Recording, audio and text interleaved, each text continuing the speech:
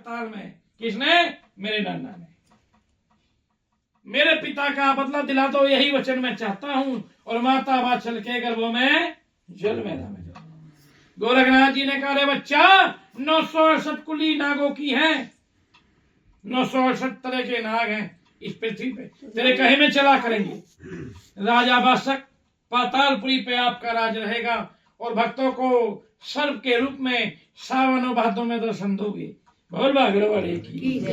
दूसरा, गुरुजी मैं गर्भ में बोलूं। गोरखनाथ ने कहा, बच्चा, सिर्फ सुखदेव मुनि बोले थे, आज तक कोई नहीं बोला उनके अलावा कि मैं आपका चेला हूं।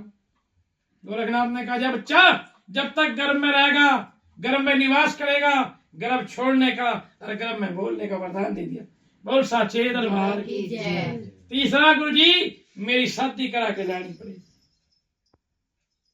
जहां मैं बुलाऊंगा मेरी सहायता करनी पड़ेगी। इतने वचन हो जाते हैं। सदारो लटा पकड़ गई, चेलों को स्नान ध्यान कराया, भस्मी कड़ा रखा, श्लोक जो पड़े, पल भर में 1.25 मास का गूगल बना दिया। माई, ये महारानी जी, ये ले लाओ।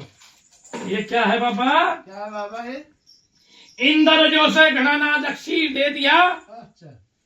जो तेरी बहन इंद्र जो ले गई है, उससे कई गुना भारी शक्ति है।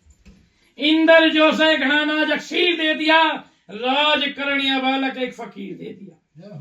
शील संत और गौ माता की ये सेवा ठवेगा, कोई होता बलवान नहीं जो दलों में इसे हरावेगा। इसे काल नहीं खाने का उम्र जवान दे दिया। आई बात समझ में? सिर के ऊपर से निकल गई। बाबा गोरखनाथ कह रहे, महारानी ये सदा अमर रहेगा, इसे मृत्यु नहीं आने की। लेकिन एक कड़वा वचन कह रहा हूं, क्या? जो तेरी बहन धोखे से ले गई है, वो धोखे में जाएगी। क्यों? उन दोनों बच्चों को जन्म देने के बाद कुछ समय बाद काल कर जाएगी, मर जाएगी। वो दोनों भांजे भी आपको ही पालने पड़ेंगे महारानी।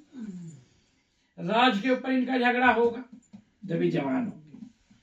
तेरे भांजे उलझन और सुलझन दिल्ली के बादशाह को चढ़ा के लाएंगे, दिल्ली के राजा को लाएंगे।